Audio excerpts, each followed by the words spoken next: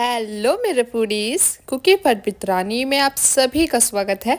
तो आज मैं आपके साथ शेयर करूंगी एक ऐसी रेसिपी जिसे सुन के खा के आप बहुत खुश हो जाएंगे, और वो है दलिया मखानी और खसखस की खीर की रेसिपी। ये रेसिपी आपके बहुत काम की है। अगर आपको कमजोरी हो रही हो, हड्डियों में दर्द हो रहा हो, खीर आपके लिए ही बनी है। तो जल्दी से इस खीर को बनाना शुरू करते हैं। तो खीर को बनाने के लिए मैंने यहाँ पे लिया है 1 किलो दूध, जिसे मैंने उबाल के रख लिया था। और इसके ऊपर देखिए कितनी मोटी मलाई जम चुकी है, ये देखिए। अगर आपको दूध नहीं उबालना है तो भी कोई दिक्कत नहीं है, आप कच्चे दूध का भी इस्तेमाल कर सकते हैं, क्योंकि दूध तो उसमें भी उबल ही जाएगा। इसको मैंने पहले ही उबाल लिया था। अब जो मलाई इसके ऊपर है ना, उसे हम दूध में अच्छे से मिक्स कर देंगे। और दूध आप कोई सा भी ले सकते हैं, जो भी आप दूध लेते हैं। तो अब दूध को साइड में कर देते हैं। और ये मैंने लिए हैं कुछ बादाम, जिन्हें मैंने रात भर के लिए भीगने के लिए रख दिया था। सभी बादाम के छिलके उतार देते हैं। और बादाम भीगने के बाद ना इसके जो छिलके हैं वो बहुत ही आसानी से छिल जाते हैं। और इस खीर में जो जो चीज़ हम डालेंगे ना, वो सारी ही चीज़ बहुत फायदेमंद है। जैसे ये बादाम, बोलते हैं ना बादाम खाने से दिमाग तेज होता है। बादाम खाने से सिर्फ दिमाग ही नहीं, आपके पूरे शरीर की ये भरपूर मात्रा में पूर्ति भी करता है। जैसे ये हेल्दी फैट होता है, विटामिन होता है, और भी बहुत सी चीजें बादाम के अंदर होती हैं। तो सारे बादाम मैंने छील लिए हैं। और रात भर बादाम को भिगा के खाने से इसकी तासीर ठंडी हो जाती है। तो बादाम को भी साइड में रख देते हैं। और अब ले लेते हैं एक और मेन चीज़ जो बहुत ही फायदेमंद है, जो है खसखस। तो खसखस को भी मैंने रात भर के लिए पानी में भीगने के लिए रख दिया था। और रात भर भिगा के रखने से ना ये भी फूल जाते हैं। तो जिस तरह से हम ड्राई ईस्ट को रखते हैं ना पानी में भीगने के लिए, बस वैसे ही ये भी हैं। और इसके जो दाने हैं ना, बहुत ही छोटे छोटे से हैं। लेकिन खसखस की जो कीमत है ना, मुझे भी बाद में पता चली है कि वो कितनी महंगी है। तो मार्केट में आसानी से खसखस तो मिल जाएगा, लेकिन इसकी कीमत आपको थोड़ी सी महंगी ही मिलेगी। तो अब इसे छान लेते हैं। तो मैंने इसको छान भी लिया है। और जब आप इसे रात भर भीगने के लिए रखोगे ना, तो ये थोड़ा थोड़ा फूल भी जाता है, ये देखिए इस तरह से। तो अब ले लेंगे मिक्सर का जार, और जो बादाम हमने छीले थे उसे डाल देंगे मिक्सर जार के अंदर। और जो खसखस हमने छाना था उसे भी डाल देंगे मिक्सर जार के अंदर। और आपको पता है खसखस के भी ना बहुत फायदे हैं, तभी ये इतना महंगा है और इतना हेल्दी भी है। तो बादाम और खसखस मैंने डाल दिया है। अब जो कटोरी में थोड़ा सा लगा रह गया है ना, उसके अंदर डालेंगे थोड़ा सा पानी, और इसे भी डाल देंगे मिक्सर जार के अंदर। और इसके अंदर हमें थोड़ा सा पानी और मिक्स करना है। अब जार का ढक्कन बंद कर देंगे और इसको पीस लेंगे। आप पानी की जगह ना दूध का भी इस्तेमाल कर सकते हैं। और ये देखिए दोनों ही चीज़ें अच्छे से पिस चुकी हैं, और जो खसखस है ना वो भी पिस चुका है। और खसखस में प्रोटीन, आयरन, कॉपर, जिंक ऐसी बहुत सी चीज़ें शामिल हैं। तो ये भी आपकी सेहत के लिए बहुत फायदेमंद है। तो इसे भी साइड में उठा के रख देते हैं। और ये मैंने लिया है इलायची का पाउडर, मतलब जो इलायची थी ना जिसके अंदर दाने होते हैं, उनके दाने निकाल के मैंने इसे पीस लिया है, ताकि आगे काम में थोड़ी बचत हो। तो अब ले लेते हैं दलिया का पैकेट। तो मैंने यहाँ पे लिया है राजस्थानी दलिया, जिसका वेट है 500 ग्राम, और ये हमें पूरा इस्तेमाल नहीं करना है। और ये तो आपको आसानी से मार्केट में मिल जाएगा। तो अब इसे कटोरी के अंदर निकाल लेते हैं। मैंने यहाँ पे ले ली है 1 कटोरी। अब दलिया हम निकाल लेंगे कटोरी के अंदर। और 1 किलो दूध में आपको 2-3 कटोरी दलिया का इस्तेमाल नहीं करना है, नहीं तो दूध खत्म हो जाएगा और दलिया भर जाएगा। कम दलिया का ही आपको इस्तेमाल करना है। और ये मैं क्यों कह रही हूँ, ये मैं आपको लास्ट में ज़रूर दिखाऊंगी भी और बताऊंगी भी।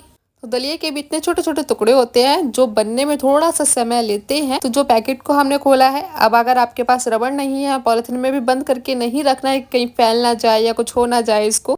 तो अब ले लेंगे गरम चिमटा, और चिमटे से ना हम पैकेट को इस तरह से बंद कर देंगे। और आगे पीछे करते रहेंगे ताकि ये अच्छे से सील हो जाए। ऐसे ही अगर आपको कोई भी पैकेट बंद करना है ना, अगर आपको उसमें रबड़ नहीं लगानी है, पॉलिथीन में नहीं रखना है, तो आप इस तरह से कर सकते हैं। तो ये देखिए दलिया बिल्कुल भी बाहर नहीं आएगा। तो जैसे बंद था ना, वैसे ही हमने इसको बंद कर दिया है। तो आपको ये ट्रिक और टिप कैसी लगी मुझे ज़रूर बताना। तो अब जल्दी से दलिया बनाना शुरू करते हैं। गैस पे मैंने रख दी है कढ़ाई। अब थोड़ा सा लेंगे देसी घी, और घी को मेल्ट हो जाने देंगे। और कढ़ाई को इस तरह से थोड़ा सा चक्कर दिला देंगे, ताकि ये अच्छे से चिकनी हो जाए। अब मैंने यहाँ पे लिए हैं मखाने। आप चाहो तो मखाने को इस तरह से तोड़ भी सकते हैं, या फिर इसे साबुत डालकर भी रोस्ट कर सकते हैं। तो अब मखाने डाल देंगे घी के अंदर, और इसे अच्छे से भून लेंगे। अगर आपको मखाने इस तरह से तल के नहीं डालने हैं, तो आप इसको ऐसे भी डाल सकते हैं जैसे आप इसको लेके आए हैं। और मखाने के भी बहुत फ़ायदे होते हैं। और मखानों को हम लो मीडियम फ्लेम पे ही भूनेंगे। तो मखाने भी अच्छे से भून चुके हैं। अब इसे कटोरी में निकाल लेंगे। और मखाने भुनने के बाद ना ये और भी क्रंची हो जाते हैं। तो उसी कढ़ाई के अंदर मैं 1 चम्मच डालूंगी देसी घी, और फिर से इसे मेल्ट हो जाने देंगे। अब एक कटोरी में थोड़ा सा कम मैं इसके अंदर डाल दूंगी दलिया और इसे भी अच्छे से भून लेंगे। और इसे भी हम भूनेंगे लो मीडियम फ्लेम पे ही, ज़्यादा तेज़ गैस पे नहीं भूनना है। और देखिए अभी आप इसका कलर देख लीजिए कि कैसा है और हमें बाद में इसका कलर कैसा चाहिए। और अगर आपने दलिया को तेज़ गैस पे भूना तो ये 100% कच्चे ही रह जाएंगे, क्योंकि दलिया को भूनने में और पकने में थोड़ा सा वक्त ज़्यादा ही लगता है। इसलिए आप थोड़ा सा इत्मीनान से और आराम से ही दलिया को भूनें ताकि ये अच्छे से भुन जाए। और ये देखिए भूनते भूनते ना इसका जो कलर है वो लाइट ब्राउन हो चुका है, तो इसे थोड़ा सा हम इसे और भूनेंगे। और दलिया से आप बहुत सारी चीज़ें बना सकते हैं। दलिया से आप खिचड़ी बना सकते हैं, और जैसे कि आप देख ही रहे हैं हम मीठी खीर बना रहे हैं, और दलिया से आप बहुत तरीके की मीठी खीर बना सकते हैं।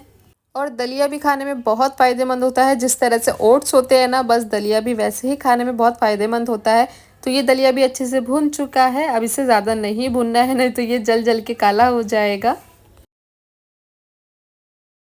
और दलिया को अब हमें किसी भी प्लेट में नहीं निकालना है। अब दलिया को इसी में रहने देंगे और अब डालेंगे मलाईदार दूध।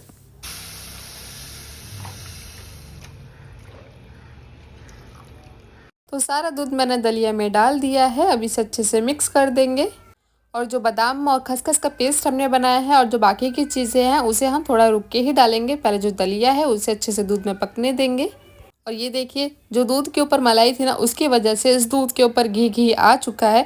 अब जो इलायची का पाउडर है उसे भी हम दूध के अंदर डाल देंगे और अच्छे से मिक्स कर देंगे। आपको ये खीर ज़्यादा गाढ़ी बनानी है जो येलो कलर में हो जाती है, अगर आपको वैसी बनानी है तो आप इसको वैसे भी कर सकते हैं। और अगर आपको खीर ज़्यादा गाढ़ी पसंद नहीं है, कम गाढ़ी पसंद है खीर, तो आप इसे वैसे भी बना सकते हैं।